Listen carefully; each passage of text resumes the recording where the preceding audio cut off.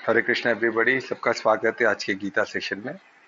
जैसे हम 9 बजे हर दिन रखते हैं गीता सेशन, और इतने दिनों से रेगुलर हो रहा है। बीच में एक आध दिन नहीं हुआ है और बाकी सब दिन हुआ है। तो आज हम चैप्टर 8 पे पहुंचे हैं और श्लोक 7 तक हमने कंप्लीट किया। बस 7 का थोड़ा ही हुआ था, टाइम हो गया था। तो आज मैं 7 करते हुए आगे बढ़ूंगा। और ये चैप्टर कितना महत्व है, इसमें भगवान के पास कैसे हम पहुंचे, भगवत प्राप्ति कैसे करें, उसके बारे में डिस्क्रिप्शन है। और बहुत प्यारा है, और अभी से तो बहुत ही प्यारा है। तो फर्स्ट दो श्लोक थे वो अर्जुन ने क्वेश्चन किया। ये संवाद है ना इसका, तो ये गीता एक संवाद है, उसका प्रूफ है। हर बार अर्जुन के क्वेश्चन से ही गीता बना है। गीता अर्जुन का क्वेश्चन नहीं होता तो गीता कंप्लीट नहीं होता, इतना डिटेल में नहीं होता जितना हमको प्राप्त है आज। तो हमको अर्जुन का भी धन्यवाद करना है, कृष्ण का भी धन्यवाद करना, और परमात्मा का तो धन्यवाद, क्योंकि परमात्मा सब में है ना, सर्वत्र। तो क्वेश्चन में भी परमात्मा अर्जुन के, और जवाब में भी कृष्ण के परमात्मा है। तो ये गीता क्वेश्चन आंसर सब परमात्मा है। ठीक है। तो ये हमको बहुत हेल्प हो रहा है, तो इसको हम जितना हो सके परमात्मा का धन्यवाद करते हुए आगे बढ़ेंगे, कि हमको पूरा ज्ञान समझ में आए और इसको हम जीवन में उतार सके। ठीक है। तो दोनों हाथों को प्रार्थना मुद्रा में लाए, नमस्कार मुद्रा में हृदय के पास, पूरे शरीर को शिथिलता का सुझाव दे। अनुभव करें कि मेरा पूरा शरीर शिथिल हो, और शिथिलता में रिलैक्सेशन, अनंत शांति, divine peace, noble peace for you, noble silence.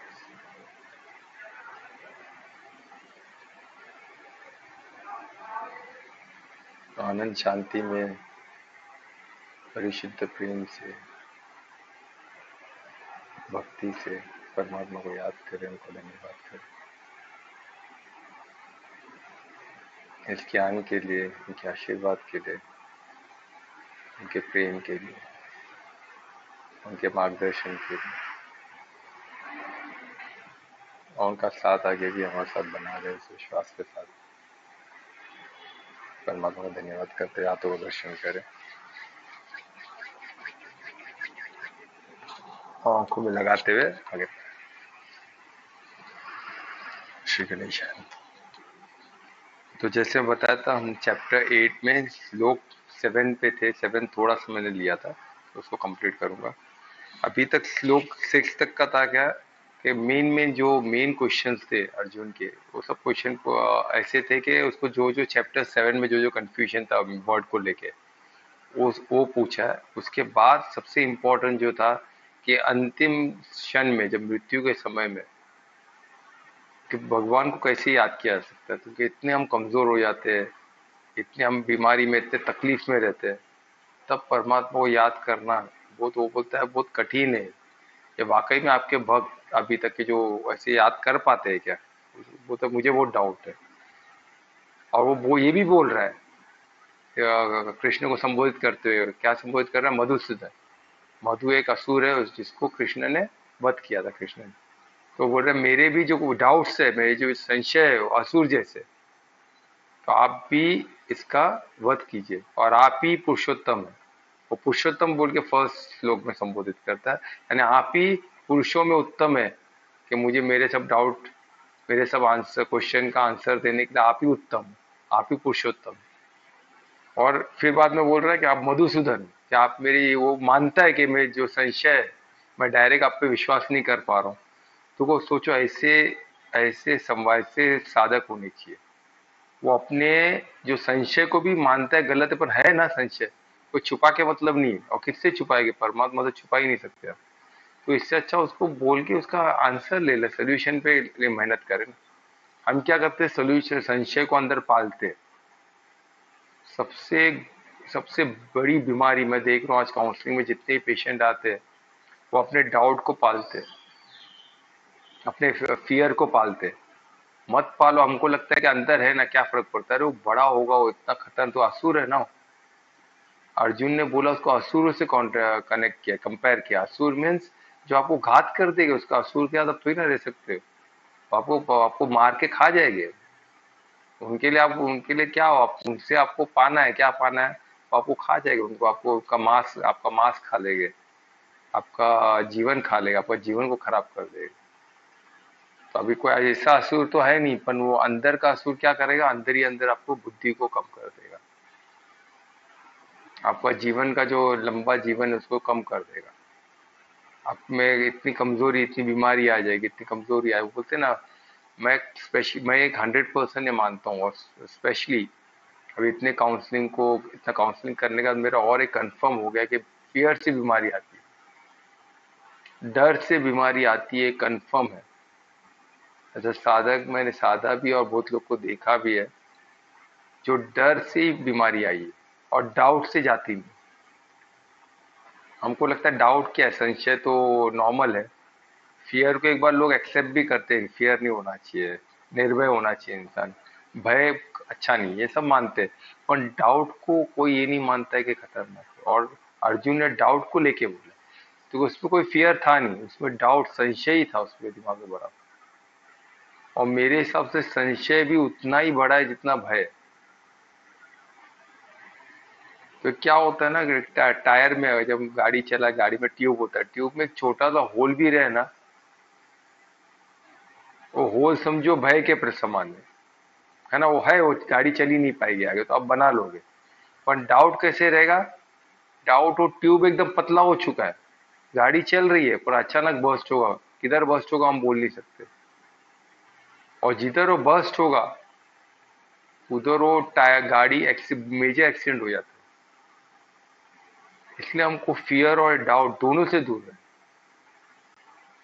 है ना। जैसे फियर क्या होता है, बीमारी का जड़ है, बीमारी उससे आती है और डाउट से जाती नहीं।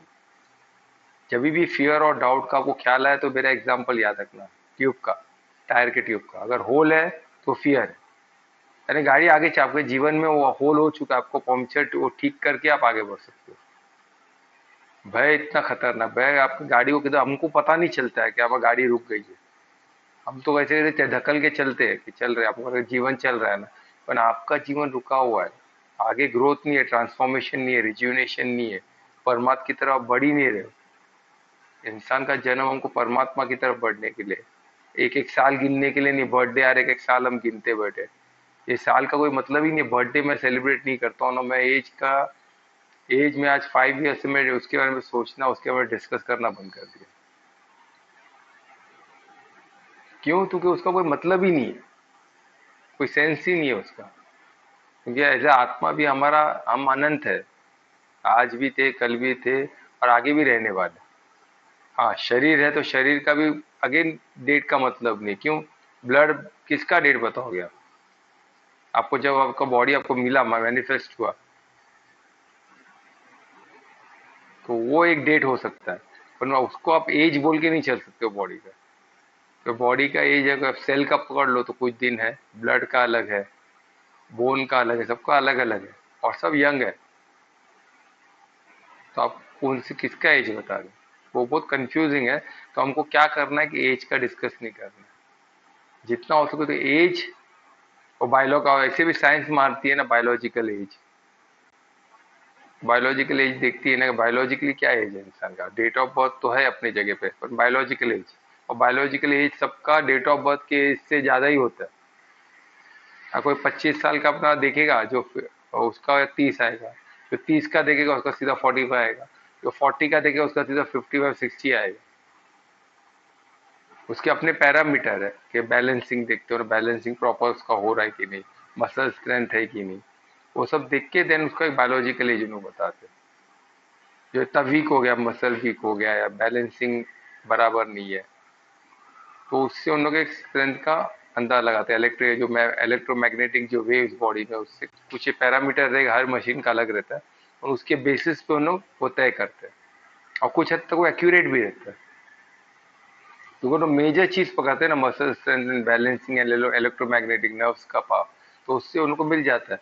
पर वो उसको रिवर्स नहीं कर सकते, ऐसा नहीं है। वो सब चीज को रिवर्स किया जा सकता है, और कब होगा? जब हम फियर से बचेंगे और डाउट से निकले। और डाउट कैसा है? एक पंक्चर हो गया, गाड़ी बंद हो गई, क्योंकि पंक्चर में तो गाड़ी बढ़ ही नहीं सकती आगे, आपको बनाना पड़ेगा, पर आपको मालूम तो है गाड़ी बंद है, आप पंक्चर भरोगे आगे बढ़ोगे। पर डाउट कैसा रहेगा, डाउट में ट्यूब पतला हो गया है, गाड़ी चल रही है, सब हो रहा है, वो अचानक बर्स्ट होगा। और ऐसा बर्स्ट, और जब लकी समझो आप बैड लगे, आपका एकदम फास्ट गाड़ी चल रहा है हाईवे पे, पीछे भी तो स्पीड में गाड़ी है और तब बर्स्ट हुआ, तो तब मेजर एक्सीडेंट हो सकता है, आपको भी तकलीफ, औरों को भी तकलीफ। तो वैसे ही संशय में होता है, रिलेशनशिप ब्रेक हो जाते हैं, सडनली एरप्ट हो जाएगा बंदा, क्यों एरप्ट हुआ किसको नहीं मालूम, और रिलेशनशिप ब्रेक हो जाते हैं। बिजनेस बिजनेस में कभी कभी वो संशय का तो पूरा बिजनेस बर्बाद हो जाता है, क्लाइंट छूट जाते हैं, एम्प्लॉय और एम्प्लॉय का रिलेशन में डिस्प्यूट आता है, मेन मेन जो एम्प्लॉय था उस पर वही निकल जाता है, तो डिस्प्यूट हो गया, और उसके जाने से पूरा बिजनेस डगमगाया जाता है, अपने फाइनेंसर से प्रॉब्लम हो जाता है, अपने क्लाइंट से, अपने लीगल एडवाइजर से, किससे भी हो सकता है, बहुत डेंजरस है। तो इसलिए हमको संशय और फियर, इससे बचना है, भय से बचना है, निर्भय होना है ना। और संशय तो मैं बताया बहुत डेंजरस है, और वो अंदर हमको पालने की आदत है, उसको पालो मत प्लीज। कोई भी संशय, हर संशय का जवाब है गीता में। और काउंसलिंग में फिर by the grace of God, by Gita, कितने संशय काउंसलिंग में दूर हुए। तो सोल्यूशन हर चीज का अपन आत्मिक उसको एक्सेप्ट तो करे, पर ये कभी हो पाता है जब जिसको है वो तैयार हो।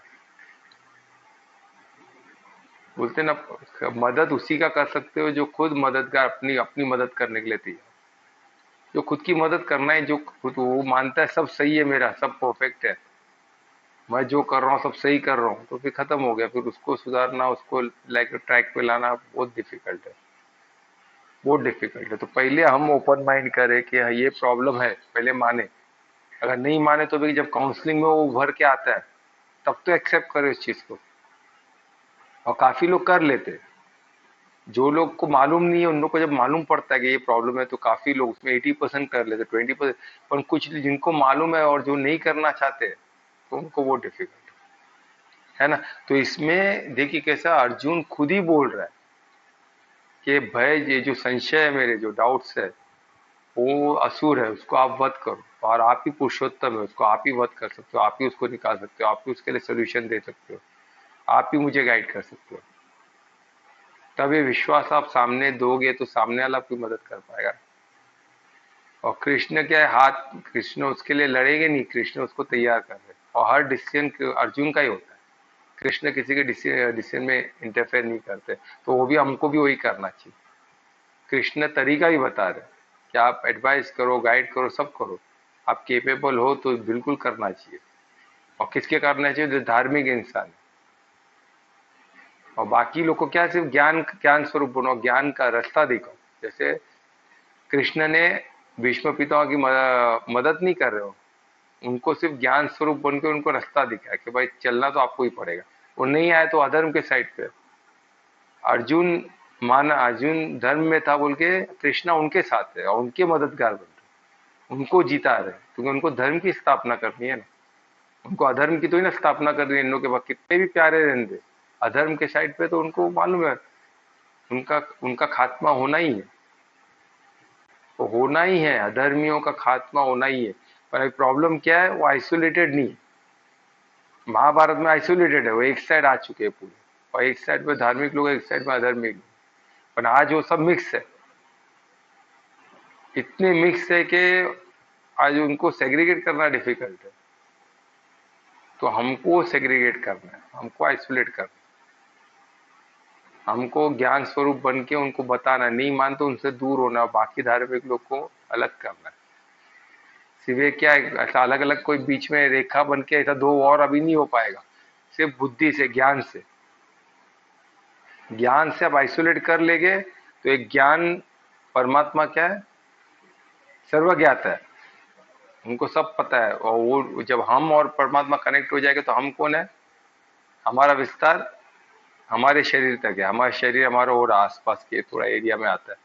वैसे ही हम एक समूह बना देंगे तो वो प्रकृति तक पहुंच जाएगी, लॉ तक पहुंच जाएगी, जो देवम जो बोलते हैं, है ना। देवम कौन है, जो लॉज है, जो ये प्रकृति को चलाते हैं, और ये किसके अधीन है, सब परमात्मा के अधीन। और परमात्मा को भी हमने मैसेज दे दिया, तो ये ऐसे मैजिकली वर्क करेगा। कि कोई ना कोई निमित्त हो जाएगा, कोई ना कोई, जैसे महाभारत एक निमित्त हुआ, वो पूरा वॉर एक निमित्त हुआ, अधर्मी लोग को खत्म हो गया। आज ये कलयुग में, ये नए दौर में कुछ अलग तरीका होगा, पर होगा जरूर। हमको उसमें नहीं पढ़ना है, क्योंकि मैजिक परमात्मा कर सकते हैं। वो जिस तरह हम, वो हमारे हमारे जो ज्ञान इंद्रिय है, जो भी हमारे कर्म इंद्रिय है, उससे परे हम नहीं समझ सकते उसको। हम उसको परसीव भी नहीं कर सकते, है ना। तो ये पूछ, और उस पर सबसे इम्पोर्टेंट क्वेश्चन दो में था कि मृत्यु के समय कौन परमात्मा को कैसे याद कर सकता है।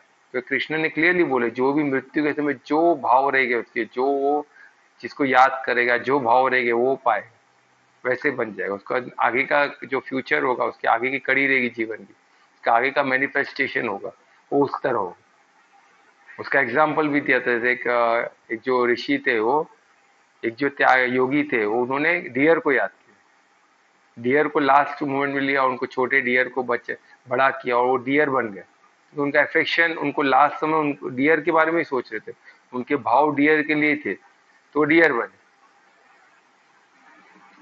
है ना। तो अभी डियर, ये थोड़ा ये लगता है, तो पैकिंग के जब हम ट्रैवलिंग करते हैं तो भी क्या करते हैं, लास्ट मिनट में हम किसको किसके किधर क्या करते हैं, जो लास्ट मिनट में हम क्या करते हैं, हम डेस्टिनेशन बैगेज का पैक करते हैं, जब हम पूरा प्लानिंग कर लियो ट्रैवलिंग का। ऐसे नहीं होता कि हमने बैग अब भी बस प्लान किया, बैग पैक करके जा रहे हैं फिर प्लानिंग करते हैं, ऐसे नहीं करते हैं। तो उसी तरह जब हम लोग का जीवन का सबसे बड़ा ट्रैवलिंग हो रहा है, जीवन का सबसे बड़ा ट्रैवलिंग है, जब एक हम शरीर छोड़ के दूसरे मैनिफेस्टेशन के लिए जा रहे हैं, तो उसकी प्लानिंग हमको बहुत जिम्मेदारी से करनी है। जाने के टाइम पे करोगे तो नहीं हो पाएगा, है ना। तो वही बता रहे आपको, रेगुलर जो आपका प्रैक्टिस, वही आपको लास्ट मिनट में याद आता है। तो वही अर्जुन को वरीड है कि भाई मैं लास्ट मिनट में मैं कैसे याद कर पाऊंगा। और वो सबके लिए पूछ रहे कि किसी के लिए भी पॉसिबल है क्या। तो वही अभी इसमें श्लोक 7 में हम आए, श्लोक 7 में कृष्ण उसको बता रहे, जो भी मुझे याद करेगा, फिर से एश्योर कर रहे, फिर से प्रमाण दे रहे, क्योंकि अर्जुन को बोल रहे हैं कि तुम्हें मुझे मेरी ही याद करनी है। आप कुछ भी आप करो, आप कुछ भी कार्य करो, पर आपका ध्यान मेरी तरफ होनी चाहिए, और जो भी मुझ पे समर्पित होकर कार्य करो। इसलिए समर्पण बहुत इंपॉर्टेंट है ना। परमार्थ, आपका भाव परमार्थ होना चाहिए। और कब हो सकता है, जब आप समर्पित हो, जो भी आप कार्य करो, पर मुझ पे समर्पित होकर कार्य करो, मुझे परमार्थी होकर कार्य करो, है ना। वही बोल रहे, तो करोगे तो आप निश्चित मुझे पाओ।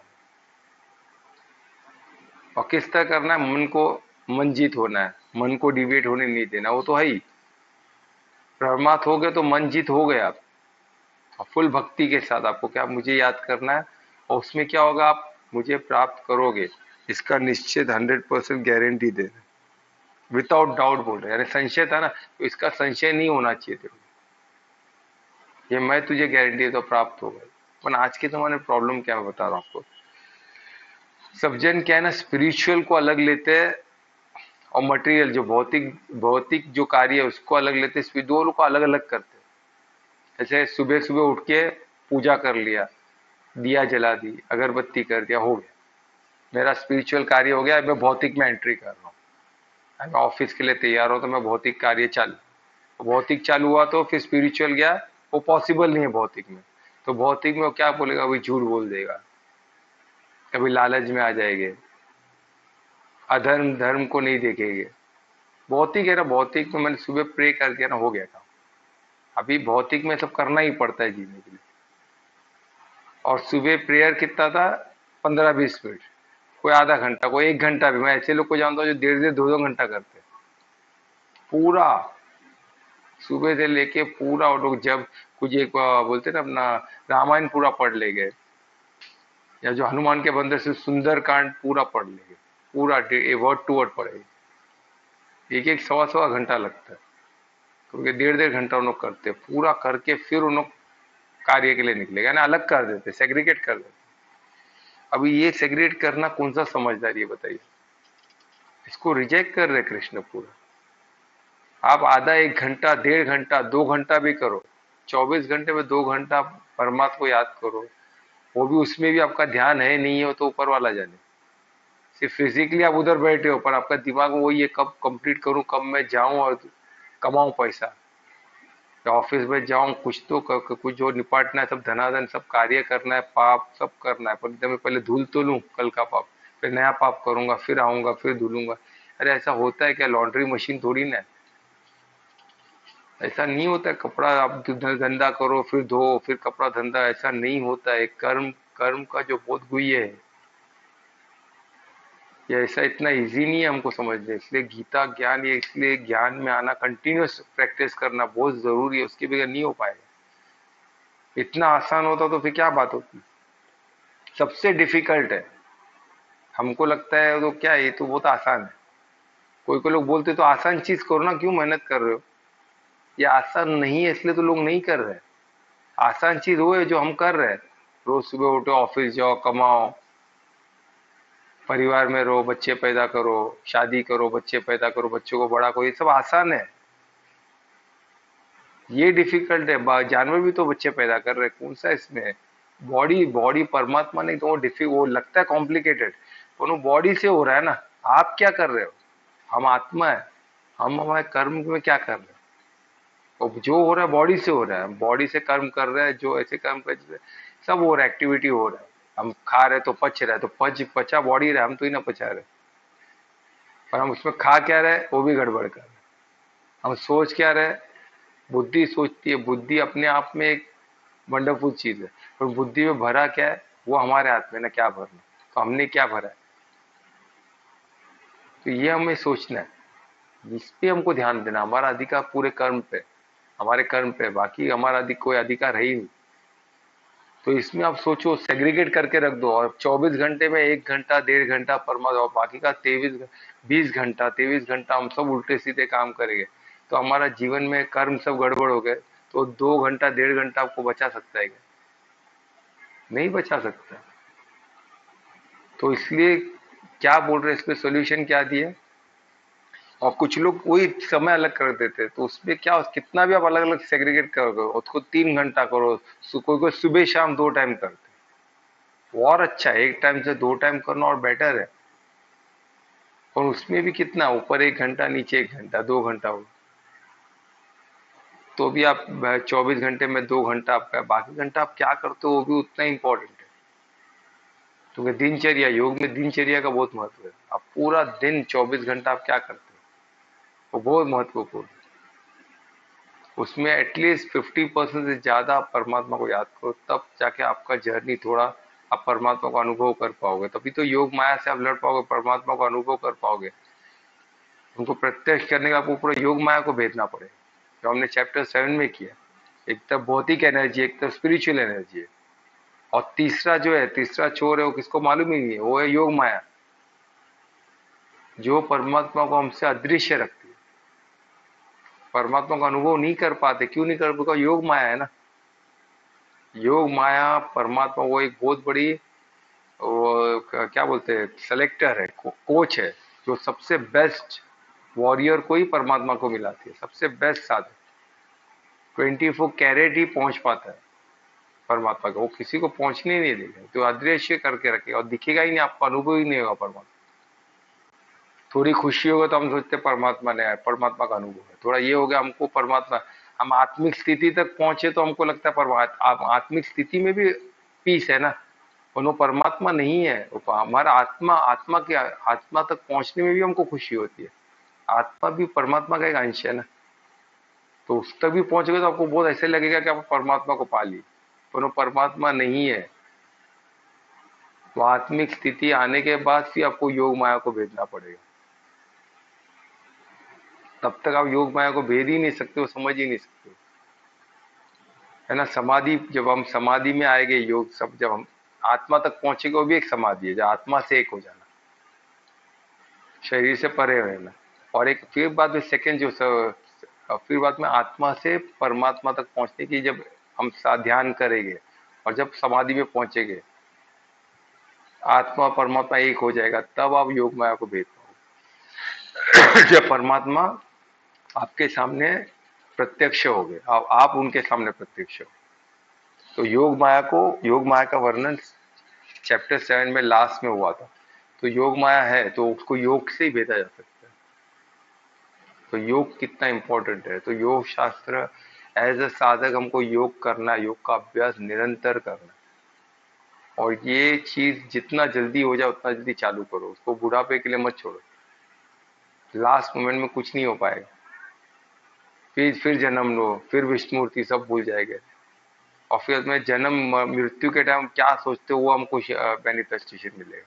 वह जैसा भाव वैसा हम मैनिफेस्टेशन पाएंगे। तो सोचो कितना डिफिकल्ट हो सकता है, कितना प्रॉब्लम हो सकता है। तो हमको ये समझना है, तो हमको वैसी स्थिति में नहीं आना। हमको क्या करना है, हमको हमारा ध्यान देना। तो अभी ये दो चीज हो गई, एक तो हो गया कि हम सेग्रीगेट करते हैं, तो क्या करें, तो उसके लिए हमको क्या मार्ग है, कर्मयोग। कर्म, हर कर्म परमात्मा को याद कैसे किया जाए, डिफिकल्ट है तो सिंपल एक करते हैं। आप जो भी कर्म करो, जो भी आप कार्य करो, बॉडी से कार्य करो, पर मन बुद्धि को परमात्मा में लगाओ, मन बुद्धि को धार्मिक कार्य में लगाओ, धर्म के बारे में सोचो। धर्म के बारे में सोचना ही परमार्थ होना है, क्योंकि धर्म परमात्मा ने बनाया हुआ। धर्म का जो पद है, जो पाथ है, जो रास्ता है, वो परमात्मा की तरफ ही लेके जाएगा, है ना। तो जब आप कोई भी कार्य करते हो तो भले बॉडी से कुछ भी करो, पर मन बुद्धि को परमात्मा धर्म पे लगाओ। वो धार्मिक है कि नहीं, धर्म के बारे में सोचो, धर्म में मुझे ऐसा करना है कि नहीं, धर्म में क्या करना है, वो धार्मिक है कि नहीं, किससे मिलोगे तो धार्मिक है कि नहीं बंदा, वो कार्य धार्मिक बता रहा है कि नहीं, बस वो सोचते रहो, मन बुद्धि से वही सोचो। फिर बॉडी से कर्म करो, ऑटोमेटिक आप कर्म योगी बनो। उतना करने से भी आपका बहुत कार्य होगा, ऑटोमेटिक होगा। फॉर एग्जाम्पल अभी जो मेरे को आ रहा है, एक एग्जाम सिंपल एग्जाम्पल, जैसे गोपियों का आ रहा है। गोपी का जब मटका भर के आते थे पानी से, रिवर से, पहले रिवर में पानी भरने जाते थे ना, नदी में पानी भरने जाते थे, नल वल नहीं होता था तो बीएमसी का कि घर तक पानी आ जाए, तो उन्होंने मटके 3-4 लेके आते थे, और पानी भर के एक के ऊपर एक सर पे मटका लेके उन्होंने आते। तो उन्होंने रास्ते पे चल रहे, उनको रास्ता याद कर रहे, एक दूसरे से बात कर रहे, पर पूरा उनका मन बुद्धि बड़ी शरीर से कर्म कर रहे, और उनका मन बुद्धि पूरे मटके पे होता है, कोई मटका गिरे नहीं, उनका हाथ, एक हाथ हमेशा मटके पे ही होता है, ऐसा पकड़ के चलते हैं कि मटका गिरे तो नहीं, और उनको पूरा ध्यान, और पानी भरा रहता है उसमें। पानी ऐसा है ना, पानी हिलता है, पानी लेके चलना बहुत डिफिकल्ट है मटके, तो पानी क्या होता है, अपने वो हिलते रहता है। कोई वजन का चीज आप रख दो, अब चलो आसान है, पर पानी, पानी ड्राइविंग में जो टैंकर गाड़ी चलाते हैं, वजन वाला चीज लेके गाड़ी चलाना एक बार आसान है, पर टैंकर में गाड़ी लेके चलाना बहुत डिफिकल्ट, क्योंकि पानी अंदर मूव होते रहते हैं। अब इस तरह तो वजन इस तरफ शिफ्ट होता है, इस तरह तो इस तरफ शिफ्ट होता है, तो उसी तरह मटके में आप यूं हिल के चलो तो पानी अंदर हिलेगा तो आपका बैलेंस चला जाएगा। सोचो कितना केयरफुल, उनका पूरा मन बुद्धि उसमें लगा तो पानी गिरे नहीं, और फिर शरीर से कार्य कर रहे, चल रहे, बात कर रहे, देख रहे काना पत्थर मार रहे कि नहीं, काना उसकी टीम छुपी रही है, वो पत्थर से मटका तोड़े गए 101 टका, तो वो भी ध्यान है उनका कि काना की टीम किधर है, नटखट काना किधर, उन्होंने उसको भी नजर रखे, उन्होंने पेड़ पे तो नहीं है, इधर तो नहीं, उन्होंने देखते बात करते हुए जा रहे, उतना ध्यान रखना। सोचो उनका बुद्धि और मन किधर है, मटके पे, और शरीर क्या कर रहा है, अपने मटके को भी संभाल रहा है, एक दूसरे को बात कर रहे हैं उन लोग कि कैसे बच के हम यहाँ से निकले। तो वैसे होना चाहिए, और कृष्ण उनकी चेक कर रहे योग माया की तरह कि इनका ध्यान तो नहीं भटक रहा है, जिसका ध्यान भटका उसका मटका गया, फिर जाके लेके आओ। एक्चुअली हमको एग्जाम्पल उसके लिए, हम उसको क्या पकड़ लेते हैं हम, तो मजा, कृष्ण को एक रोमियो बना रहे हैं। कृष्ण रोमियो नहीं थे, वो बहुत बड़े कोच थे, वो ट्रेन कर रहे थे। और खास कर को गोपियां, गोपियां तो उनकी मेन पिलर थी, गोपियां ने तो पूरे वर्ल्ड को स्वर्ग बनाना है। जैसे सनातन धर्म का कोर क्या है, कोर कौन है, विमेन्स एंड बच्चे। कृष्ण भी बच्चे थे तभी, उनके यहाँ सब बच्चे थे जिनको सिखा रहे थे सब, और साथ में गोपियां थी, गोपियां में सब थे, बड़े लेडीज सब सब गोपियां थी, उसमें उम्र वाले भी थे। सबको लगता है कि गोपियां और सब बच्चे, सब यंग लड़की लोग, यंग लोग, वो खुद बच्चे थे कृष्ण तभी, वो सब तक जब वो उधर थे तो। और उनकी जब लेडीज लोग थे उसपे बुजुर्ग भी थे, 60 साल के भी थे, उनसे भी वो नटखट करते थे, उनको, उनके लिए सब गोपियां थी। कृष्ण की लीला देखो तो उनको जान पाओगे, नहीं तो ऐसे नहीं जान पाओगे। तो सोचो सिखा रहे थे कि अभी मन बुद्धि को आपको मटके में लगाना है और शरीर से देखना है, जिधर मन बुद्धि भटका कान्हा ने उसका मटका तोड़ा, फिर जाओ भर के लेके। फिर जब तक उन्होंने ट्रेन, फिर ट्रेन होगा तो एक मटकी नहीं टूटेगी, फिर उन्होंने घर बराबर पहुंचेगी। तो वही इसमें एग्जाम। तो क्या हम वैसे बन सकते हैं कि गोपियों की तरह, क्या हम ऐसा मटका रख पकड़ के जा सके? तो ये हमको देखना है। और इसमें फायदे क्या है? बहुत फायदे, इतने अनगिनत फायदे कि आप नॉर्मल फायदा होता है। फॉर एग्जाम्पल जैसे अभी बोलो ना, अभी कर्म में कैसे फायदा होगा? कोई पाप लगेगा ही नहीं। जैसे आप कोई भी अक्षर को 1,00,000 जीरो से मल्टीप्लाई करो तो जीरो हो जाता है, न्यूट्रल हो जाता है। तो उसी तरह से आप आपके बॉडी से कर्म कोई गलत भी हुआ, पर आपका भाव क्या थे? परमार्थ थे, तो आपका जीरो से मल्टीप्लाई हो गया। तो आपने समझो कुछ गलती हो भी गई, इंटू जीरो क्या हो गया? जीरो, कुछ नहीं चलेगा। It is equivalent to multiplication by zero. 1,00,000 है इस तरफ, पर into zero will be zero. ये मैथमेटिकल लॉ है, किसको anything multiplied by zero is zero. तो ये आपको समझना है कि कितनी उसके बेनिफिट है। सिर्फ आप परमात्मा को याद करते हो आगे बढ़ोगे। कुछ आपसे बॉडी से कुछ गलती भी हो गई तो भी कर्म कांड में नहीं चलेगा। ये स्पिरिचुअल लॉ में बता रहा हूं कि कर्म, अगर आप भाव आपका परमार्थी है तो आपके हाथ से कुछ गलत भी हो गया। जैसे अर्जुन डर रहा था कि मैं भीष्म पितामह को मार दिया तो मैं बहुत बड़ा पाप कर दिया। भीष्म पितामह बहुत अच्छे इंसान थे, उन्होंने अधर्म के साइड पे थे ना, और तू धर्म के साइड पे है, परमात्मा के साइड पे, तो मारेगा सब माफ, कुछ नहीं, जीरो इंटू जीरो। कि वो गुरु को मारने आ रहा था, गुरु द्रोण भी उस तरफ थे। गुरु को हत्या, सबसे ब्राह्मण की हत्या ही पाप है, उसके ऊपर गुरु जो ब्रह्म विद्या, ब्रह्म के ज्ञान को जो जानते हैं उनको मारना। अभी तो साधु संतों को तो ऐसे मार रहे हैं, वो साधु संत है क्या ढोंगी वो भी नहीं पता। पर साधु जो ब्रह्म विद्या जिनके पास है, जो ब्रह्म का ज्ञान है जिनके पास, जो गीता को जानते, जो ज्ञान, गीता का ज्ञान जिनके पास है, उनको मारना, उनका हत्या तो दूर के, उनको मारना भी महापाप है। इतनी बड़ी शक्ति है सिर्फ गीता ज्ञान आने से। कर्म आपको प्रोटेक्ट करते हैं, परमात्मा आपको प्रोटेक्ट करते हैं। जो भी ज्ञानी लोग है वो गलती नहीं करेंगे। ज्ञानियों को, गुरुओं को हाथ लगाने के, जो ब्रह्म विद्या जानते हैं, ब्राह्मण लोग कभी नहीं मारते। ब्राह्मण यानी जो ब्रह्म विद्या के ज्ञाता, जिनका लाइफ पूरा ब्रह्मचर्य है, यानी ब्रह्म के, से ब्रह्म ज्ञान के हिसाब से चलते हैं, उनको कभी, उनको क्या प्रोटेक्ट करता है? धर्म प्रोटेक्ट करता है, वो धर्म उनकी रक्षा करता है, और उनको कर्म कुछ नहीं लगता है। कर्म उल्टा जो उनके साथ गलत करेगा उस पर कर्म कांड चलता है, उसको उनका पूरा जीवन कितना तहस नहस हो जाता है। एक एक लगते ही रहेगा, फिर उससे बचेंगे कब? कितना जन्म लेना पड़ेगा उनको उनसे बचने के लिए। जिसको ज्ञान है वैसी गलती करे कभी नहीं करे। तो यही आपको इसमें क्या दिया है, सब इंटू जीरो हो जाता है। अभी प्रैक्टिकल एग्जाम्पल में आपको बताऊं तो एक अच्छा एग्जाम्पल है, समझो अभी कोई ड्राइव कर रहा है, कोई ड्राइव कर रहा है, उसका एक एक्सीडेंट हो गया, और उसका उसका ध्यान किधर था? लॉ में था बराबर, वो सिग्नल देखा है, उसका स्पीड लिमिट परफेक्ट है, और गाड़ी चला रहा है, सिग्नल मिला है उसका, वो चला रहा है। सडनली कोई सामने आ गया, वो एक्सीडेंट हो गया, तो कोर्ट में क्या होगा? वो एक्सेप्ट कर लेगा कि मेरे से एक्सीडेंट हुआ है, मैं मानता हूँ मेरे एक्सीडेंट से उसका मौत हुई, और मैं मेरे पास प्रॉपर ड्राइविंग लाइसेंस है, आप देख लो। मैं जब निकला जब सिग्नल था, प्रॉपर सिग्नल लेके मैंने चलाया हूँ, प्लस मैं स्पीड लिमिट में था, मैं परफेक्ट, मेरे गाड़ी का कंडीशन देख लो प्रॉपर है।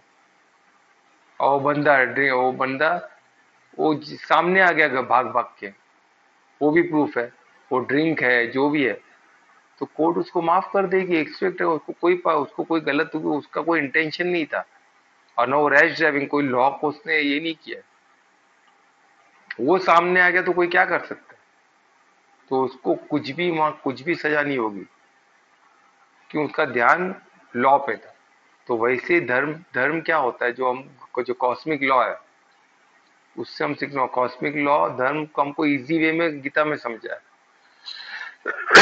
कि कॉस्मिक लॉ को क्या है। कॉस्मिक लॉ को एक समझ के बैठे उसके हिसाब से चलना बहुत डिफिकल्ट है, इसलिए परमार्थी हो जाओ। परमार्थी होने से, परमार्थी सब लॉ उसके उनके अधीन है। जब आप परमात्मा हो जाओगे, परमात्मा जब आपके थ्रू कार्य करेगा, ऑटोमेटिक सब लॉ के हिसाब से होगा, सब परफेक्टली सिंक्रोनाइज होगा कॉस्मिक लॉ से, सब कुछ स्मूथ चलेगा, इतना इजी हो जाएगा आपका जर्नी। परमार्थी होना बहुत आसान हो जाएगा, और परमात्मा के आप कि आगे की जर्नी आपकी कितनी वंडरफुल होगी। आप परमात्मा को प्राप्त कर लिए, गारंटी दे रहे श्लोक 7, है ना। तो यही बेनिफिट्स है, तो यही श्लोक 7 इधर कंप्लीट करते हैं। अभी श्लोक 8 में पहुंचते हैं। अभी श्लोक, अभी इधर हमको बताया कि ये एक बात की गारंटी थी कि आप मुझ पे ध्यान करने से आप आगे बढ़ते हो। अब इसमें एक एक कड़ी कड़ी हमको आगे बढ़ा के हमको परमात्मा कृष्ण क्या कर रहे हैं, हमको रास्ता बता रहे किस तरह आगे बढ़ना है ना। इसमें बताया कि आप मुझे याद करो तो आप सब माफ है। कैसे याद करना है, शरीर से कुछ भी करो पर मन बुद्धि मेरे पे लगो, तो आपको 100% मेरी प्राप्ति हो, इसका कोई संशय मत रखो। ठीक है, इधर हम क्लियर हो गए श्लोक 7 में। अब श्लोक 8 में क्या बता रहे, आप उसको अब कैसे हम वहां तक पहुंचे, तो आप क्या करो, अभ्यास करो। पूरा श्लोक 8 का फोकस है अभ्यास में। और काय का अभ्यास करना है, मन बुद्धि को मन जीत होने का अभ्यास। वो कैसे करेंगे, ध्यान से, अष्टांग योग से ध्यान तक पहुंचना, देन समाधि पे आप पहुंच जाओगे, परमात्मा को प्राप्त 100% करोगे।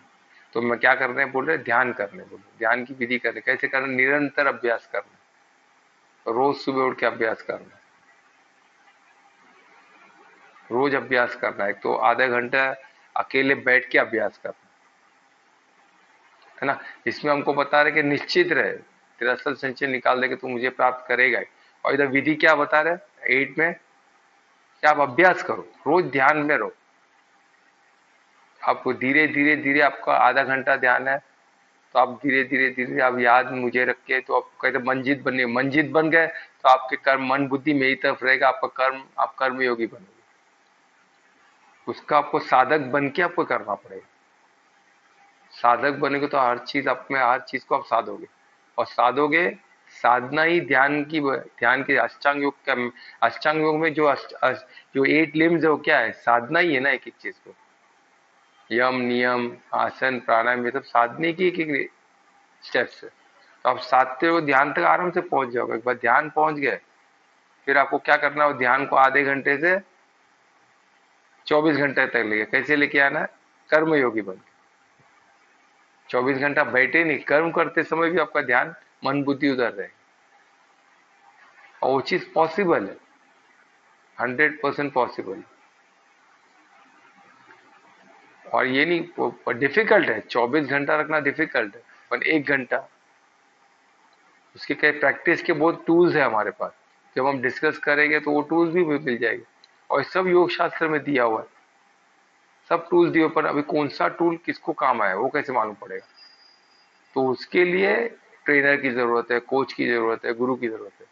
परमात्मा पहुंचने के लिए आपको ही मेहनत करना है। वो टूल कौन सा है, वो गाइड करने के लिए, अभी किसी को क्रिकेटर बनना है, इंटरनेशनल लेवल का मैच खेलना है, गली में खेलो, गली में खेलो, कोई गुरु की जरूरत नहीं, पर आपको इंटरनेशनल लेवल पे पहुंचना है तो कोई गुरु, कोई साधक, आपको साधक बनना ही पड़ेगा। कोई गुरु कोच कोई तो चाहिए ना। तो गीता जैसा कोच कोई है ही नहीं। गीता को लेके चलोगे तो परमात्मा पहुंचोगे। गीता को, गीता ज्ञान ही गुरु है, और उसके लिए हमको साधक बनना ही पड़ेगा। तो एडवांस में हमारा पूरा ध्यान संवाद पे रहेगा, पूरा ध्यान साधने पे रहेगा, है ना। और उसमें गीता यही श्लोक रहेगा, यही सब रहेगा, बट प्रैक्टिस के साथ रहेगा, एक्सपेरिमेंटल रहेगा। तो उसमें साधोगे तो आपको धीरे धीरे अनुभव होना चालू होगा, और तभी हो पाएगा। तो इसलिए साधक होना मैंडेटरी एडवांस के लिए, ठीक है। तो इसमें 8 में क्या बता रहे, वो क्या करना है, ध्यान करना, और उसका अभ्यास करना है निरंतर। और ध्यान किस पे करना है, आपको जो आसन आप नाम पे कर सकते हो, परमात्मा देवी देवता, जैसे कृष्ण के नाम को स्मरण करो, या तो उनके रूप को करो, उनके गुणों को करो। आपको 10 ऑप्शन है, अभी कौन सा आपको सूट होगा, उसके लिए गुरु, उसके लिए कोच चाहिए, उसके लिए ट्रेनर चाहिए।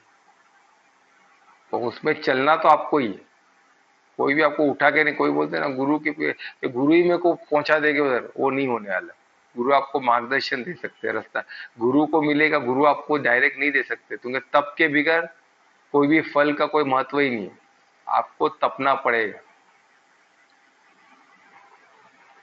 स्वयं जो आदि योगी है, आदि योग को शंकर जी आदि योगी है, तो उन्होंने बोला है तप के बगैर कोई फल फलेगा ही नहीं।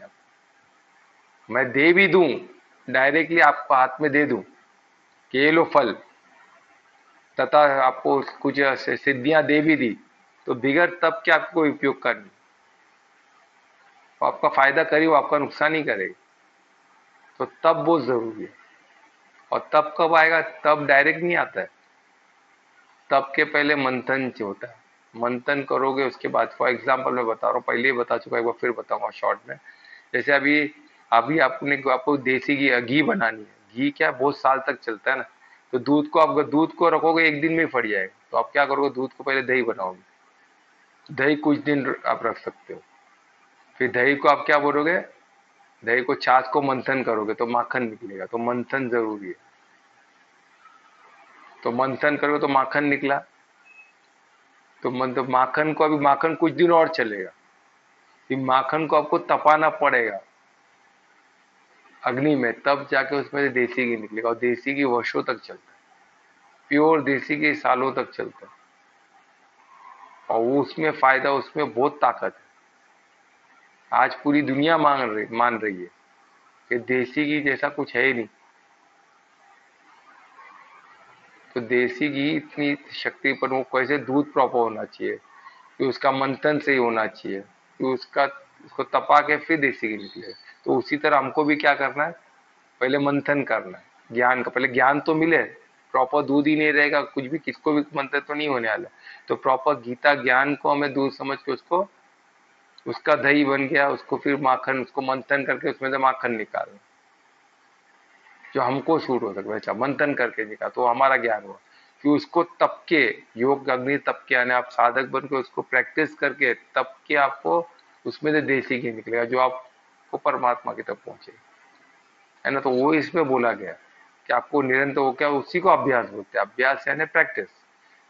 Practice makes the man perfect. और कोई तरीका, परफेक्शन कुछ भी आने, कोई भी परफेक्शन चाहिए आपको, काम में, पढ़ाई में, रूप में, हर चीज में, किधर भी जिधर भी परफेक्शन का काम हुआ उधर प्रैक्टिस से होने वाला, बिगर प्रैक्टिस से नहीं होता। आज आप देखो ना, बड़े बड़े स्पोर्ट्स पर्सन भी कंटिन्यू नेट प्रैक्टिस क्यों करते हैं? क्योंकि उनको मालूम है एक शॉट भी मार तभी तो ही ना याद रहता है कि बॉल गया तो कैसे। वो खुद अपना देखते हैं कि मैं सिक्स मार, उनको खुद को वंडरफुल लगता है। क्यों? तो उन्होंने सोचा नहीं, तो ऑटोमेटिक बॉडी ने किया। और बॉडी उतना परफेक्ट क्यों कर पाया? तो उन्होंने प्रैक्टिस करते, बॉडी को हैबिट कराते हैं उस चीज को। आज हम बाइक भी चलाते हैं, तो पहले बाइक चलाते तो कितना बहुत ध्यान देना पड़ता है गियर वेयर को, और गिरते हैं। और जिस दिन हमने बॉडी को ट्रेन कर दिया, बॉडी सबकॉन्शियस माइंड तक पहुंच गया, तो बॉडी एक बार ट्रेन हो गई। फिर हम फोन पे बात कर रहे हैं, हम चल रहे, गियर ऑटोमेटिक गिर रहा है। कभी कभी रास्ता भी हम प्रॉपरली चल के, ऑफिस में रोज का हम आना जाना है, तो हमने वो रास्ते को भी क्या कर लिया, उसको भी हमने सबकॉन्शियस माइंड में दे दिया। तो आप रास्ते में चलते ज्यादा उधर पहुंच जाओगे, फिर मान पड़ा मैं पहुंच गया ऑफिस। ये होता है, हर एक को हुआ रहेगा। पर हम साधक होएंगे तो इसको साधेंगे ना, कि हाँ भाई ऐसा होता है। तो मैंने जैसे बाइक चलाते जाते खुद को ट्रेन किया, ये रास्ते को ट्रेन किया, उसी तरह क्या मैं योग साधना से परमार्थ के पाथ पे नहीं चल सकता हूँ? एक साधक बोल के साधना को नहीं, योग को नहीं साध सकता हूँ? योग में मैं योगी नहीं बन सकता हूँ? और योगी हमको किधर जंगल जाने की जरूरत नहीं है, संन्यास लेने की जरूरत नहीं है, हम कर्म योगी बन सकते हैं ना। हम ना, बॉडी से आप कार्य करो जो कर रहे हो, और हमको क्या करना है, सिर्फ धर्म के राह पे चलना है। और धर्म के बुद्धि में धर्म होगा, और भाव परमार्थी होगा, कि हम किसके सब कुछ परमात्मा को समर्पण। कोई फल का हमको एक्सपेक्टेशन, जो हमको परमात्मा पदम गुना ही देंगे, क्योंकि हर चीज परमात्मा ही। हमने देखे ना श्लोक में, हर चीज, हमारा स्मेल, हमारा टेस्ट, हमारी बुद्धि, हमारा सामर्थ्य, हमारा तेज, सब कुछ परमात्मा ही है। तो वो इसमें बता रहा हूँ, इसमें वंडरफुल चीज, और परमात्मा को प्राप्त करने में क्या है, क्योंकि सब कुछ वो है ना, सर्वज्ञाता है। उनका जो वो सबसे बोलते हैं ना, उनका जो डिवाइन लव है, उससे बड़ा प्यार कुछ हो ही नहीं सकता। उनकी जो शक्ति है, उससे बड़ी कोई शक्ति हो नहीं सकती है, उससे बड़ा ज्ञान कोई नहीं हो सकता। तो उनके उधर तक पहुंचने का मेहनत करो ना, क्यों छोटे छोटे चीज पे पढ़ना है फिर? तो वो इसमें बता रहे, तो हमको उस तक पहुंचना है। और इसका एग्जाम्पल मैं दूंगा आपको, कुछ सिंपल एग्जाम्पल है। आपने कैटरपिलर देखा है, कीड़े से होता है और वही बटरफ्लाई बनता है, क्योंकि लक्ष्य उसका बटरफ्लाई बनना है। भले उसका तो आप बोले कि कीड़ा कैसे बटरफ्लाई बनेगा, तो कीड़ा एकदम एकदम बदसूरत, इसका बदन कुछ है ही नहीं, मैं कोई एक चीज भी बटरफ्लाई से मैच नहीं है उसका, जो कैटरपिलर तो कीड़े ऐसा रहता है एकदम। और बटरफ्लाई इतना ब्यूटीफुल कैसे बनता है, वो ट्रांसफॉर्मेशन कैसे आता है, क्योंकि वो खुद को इतना खाता है, फिर खुद को एक इसमें साधना में चले जाता है, कंटिन्यू एक ककून में चले जाता है। वो ककून बनाने का मतलब उस पर फिर साधता है, बस खुद को सबसे अलग कर देता है। और जब साधता, और जब साधते के बाद उसमें से निकलता है, वो ट्रांसफॉर्म हो जाता है। क्यों? परमात्मा की मदद होती है। उनको परमात्मा में पूरा विश्वास है कि मुझे बटरफ्लाई बनाएंगे। और वो परमा उस साधने में एकांत में चले जाता है और साधता है। ऐसे साधक बैठ जाता है पूर्ण ध्यान, पूरे समाधि में, पूर्ण परमात्मा को समर्पित हो। क्या और उसको क्या होता है, बटरफ्लाई बनता है, क्योंकि प्रोग्राम्ड है। उनके पास मन तो है ही नहीं कि उनको विचलित करने के लिए, वो प्रोग्राम्ड है उचित, तो उसमें ऊपर हर कैटेगरी बटरफ्लाई बनेगा। और उसको इंटरफेयर कौन करते हैं? हम ह्यूमन करते हैं। उसको उठा के उसको किधर डाल देंगे, उसको कुछ उसका कुछ बच जाए। अभी देखे ना, हैदराबाद में पूरा जंगल जला दिया, डियर वियर वियर सब मर गए। क्यों? भाई कुछ पैसे की जरूरत थी तो उन्होंने भेज दिया, पॉलिटिशियन ने भेज दिया जमीन और दे दिया। आज क्या हुआ? उनको इतना भी बुद्धि नहीं है कि भाई सोशल मीडिया है, सब होने वाली चीज है। 200 एकड़ आप जला दोगे तो ये सब छुपेगा क्या आज के जमाने में? आज सबके हाथ में मोबाइल है, हर कोई मोबाइल वीडियो बना देता है, हर कोई वीडियो बना, अब भी तो यूट्यूब चैनल चला रहे हैं ना। आज कितने लोग खुद का टीवी चैनल, न्यूज चैनल चला रहे हैं, किस पे? यूट्यूब पे। हर कोई प्रेस एडिटर, हर जिसके पास भी मोबाइल है वो एक रिपोर्टर है, ऑन वॉलेंटरीली, इनवॉलेंटरी रिपोर्टर घूम रहे सब। कोई भी लेता है वीडियो, अपलोड कर देता है और पूरा ओपन हो जाता है, पूरे वर्ल्ड के लिए ओपन होता है, not only India, international media सब कुछ इसको एक्सेस कर सकते हैं। और ऐसे समय पे वो इतने बड़े पॉलिटिशियन, टॉप के पॉलिटिशियन हैदराबाद के, उन लोग परमिशन देते 200 एकड़ कुछ पैसे लेके देते, और वो बिल्ड जो भी लेता है वो पूरा जला देता है जंगल को। डियर्स मर रहे, उसके तो फोटो, अभी उसको स्टे लग गया उस पर, अभी सब सब जाएंगे जेल में जो जो जला है। और क्या मिला? कुछ नहीं। अब जो होगा मुझे नहीं पता अंदर का, पर इतना बड़ा, पर तो जानवर तो मरे ना। 200 कितने बड़े प्रोजेक्ट को जलाया गया, कितने बड़े जंगल को जलाया गया, जानवर सब जल गए। इंसान किस हद तक जा रहा है, क्योंकि ज्ञान नहीं है ना। अज्ञानी लोग से आप क्या, अधर्मी लोग से, अज्ञानी लोग से क्या उम्मीद किया है? ऐसे लोग के मददगार बनना है हमें। कितना पाप है, कितना महापाप लगेगा। हमको अधर्मी लोग से बचना है, क्लियर कट, बिल्कुल अधर्मी लोग को मददगार नहीं बनना है, सिर्फ ज्ञान स्वरूप बनना, उनसे दूर रहना, उनको आइसोलेट करना। अगर नहीं करेंगे तो फिर आपका भी प्रॉब्लम, आप भी अधर्मी में, जैसे विश्व पितामह द्रोण थे, अच्छे थे बहुत, उन लोग अधर्मी में खड़े थे, उनका भी, वो भी मरे, उनका भी घात हुआ, बुरा हाल हुआ।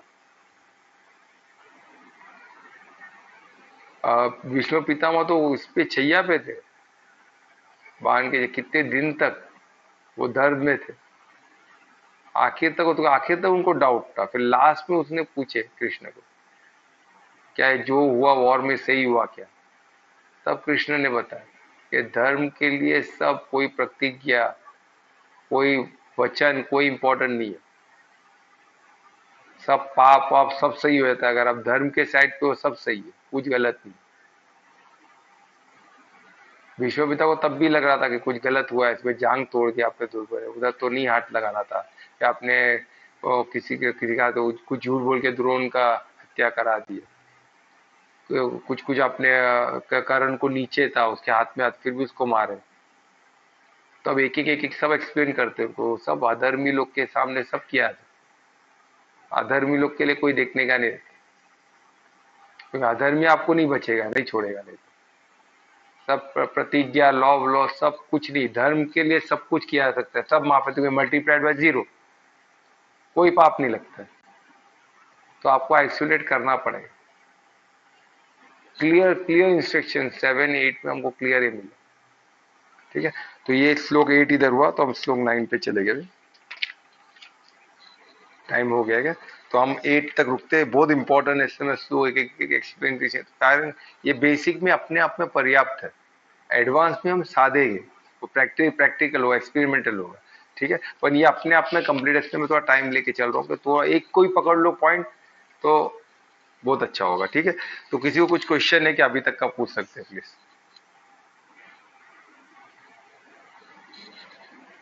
कुछ भी क्वेश्चन रहेगा पूछिए प्लीज। नहीं है तो कीर्तन कौन करेगा आज? कौन कर रहा है? ध्रुवेश? हाँ ध्रुवेश करो।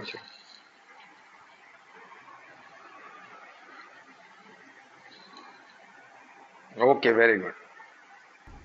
नमामि शमीशां निर्वाणरूपं विभुं व्यापकं ब्रह्मवेदस्वरूपम् निजं निर्गुणं निर्विकल्पं निरीहं चिदाकाशमाकाशवासं भजेऽहम् निरङ्कार ओङ्कारमूलं तुरीयं गिरा ज्ञानगोतिगमीशं गिरीशम् करालं महाकालकालं कृपालं गुणगारसंसारपालं नटोऽहम् तुषाराद्रिसङ्काशगौरं गभीरं मनोभूतकोटिप्रभाश्रीशरीरम् श्रमौलिकल्लोलिनी चारुगङ्गा लसद्भालबालेन्दुकण्ठे भुजङ्गा चलत्कुण्डलं भ्रूसुनेत्रं विशालं प्रसन्नं नमः नीलकण्ठं दयालम् निरागेशचर्माम्बरं मुण्डलालं प्रियं शङ्करं सर्वनाथं भजामि प्रचण्डं प्रकृष्टं प्रगल्भं परेशम् अखण्डम् अजं भानुकोटिप्रकाशम् त्रयाशूलनिर्मूलनं शूलपाणिं भजेऽहं भवानी पटिं भौगम्यम् कलकीतकल्याणकल्पन्तकारी सदा सज्जानन्दाता पुरारी चिदानन्दसन्दोहमोहापरारि प्रसीद प्रसीद प्रभो मन्मतारी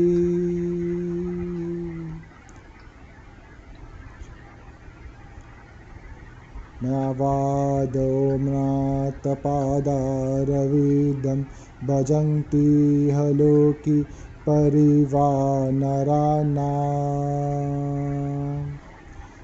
न तत्त्वं सुखं शान्तिसन्तप्रनाशं प्रसीद प्रभो सर्वभूतादिवासम् न जानामि योगं जपं नैव पूजं नतोऽहं सदा सर्वदा शम्भुतुल्यम् जराजन्मदुःखौदतापातमनं प्रभो पाहि आपन्नमामि श्रीशम्भो शम्भो शम्भो शम्भो शम्भो इति श्री गोस्वामी तुलसीदास कृतं श्री रुद्राक्षतं सर्वपूर्णम्।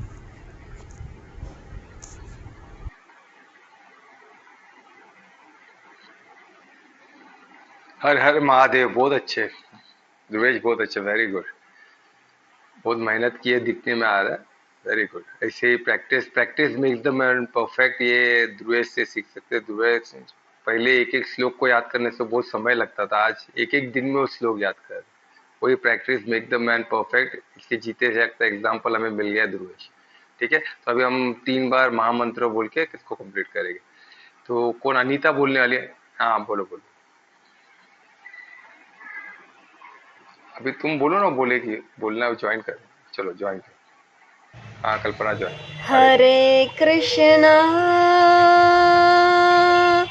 हरे कृष्णा हरे कृष्णा हरे कृष्ण कृष्ण कृष्ण कृष्ण हरे हरे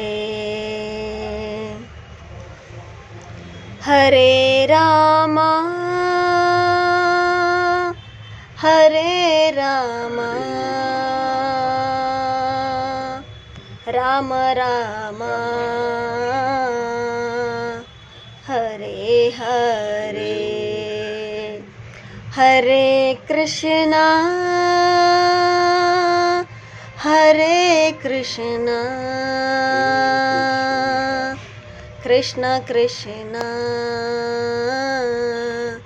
हरे हरे हरे रामा हरे रामा राम राम हरे हरे हरे कृष्णा हरे कृष्णा कृष्ण कृष्ण हरे हरे हरे रामा हरे रामा राम राम हरे हरे अरे बहुत अच्छे, बहुत हरे अच्छे। कृष्णा। हरी बोल, हरी बोल। देखिए नीलम मैडम, जे अनीता, कल्पना, ध्रुवेश, ये जो रेगुलर, और कोमल, इन लोग सब रेगुलर प्रैक्टिस कर रहे हैं, तो कितना इनका स्तर बढ़ा है। अपने अपने हर दिन उनका, हर समय उनका स्तर बढ़ रहा है। तो प्रैक्टिस का महत्व इन सब गोप गोपियों को ऐसे मालूम पड़ रहा है। तो हम बाकी लोग भी प्रैक्टिस करें। अकेले में इधर आने की जरूरत, अपने आप इधर ने कुछ ना कुछ एक श्लोक बोलना या एक गीत को याद करे, परमात्मा कोई भी, वो आपको हेल्प करेगा। मन जीत होने के लिए कीर्तन बहुत जरूरी है। तो कोई भी कीर्तन बोले, मन जीत होने के लिए बहुत हेल्पफुल है। आप करके देखें। या तो नृत्य कर सकते हैं, कोई नृत्य, कोई अच्छा ये कीर्तन रख के उस पर नृत्य करो, तब के लिए आप मंजित हो गए तब उस समय के लिए। हम लोग करते, हम कभी कीर्तन भी नृत्य करेंगे, कीर्तन रख के देखे, कभी हो सकता है तो वर्चुअल भी कर सकते हैं, और रखेंगे और हम कीर्तन करेंगे, उस समय के लिए हम भूल जाएंगे सब कुछ। इतना पावर है नृत्य और कीर्तन में। ठीक है, तो आज के लिए हम यहाँ सेशन समाप्त करते हैं। हरे कृष्णा, सबका मंगल हो। कल कल 9 बजे मिलेंगे। राधे राधे, शुभ रात्रि।